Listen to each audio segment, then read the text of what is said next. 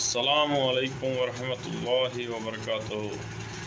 மூமினான பெண்கள் ஹிஜாப் அணிவதற்கு அல்லாஹ் கடமையாக்கியுள்ளான்.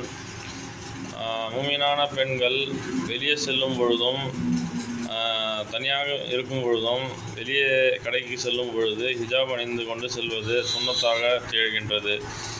ஆயிஷா ரலியல்லாஹு தஆலா அன்ஹா அவர்கள் ஹிஜாபை அணிவதற்கு கற்றுக் கொடுத்துள்ளார்கள்.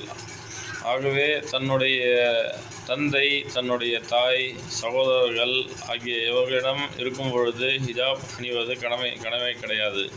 ஆனால் மற்ற நேரத்தில் வெளியே செல்லும் பொழுதும் அல்லது தன்னுடைய வீட்டில் இருக்கும் பொழுதும் அந்நிய ஆண்கள் அந்நிய மனிதர்களிடமிருந்து பாதுகாப்பு தேடுவதற்கு ஹிஜாப் அணிவது கடமையாக்கப்பட்டுள்ளது. ஆகவே அனைத்து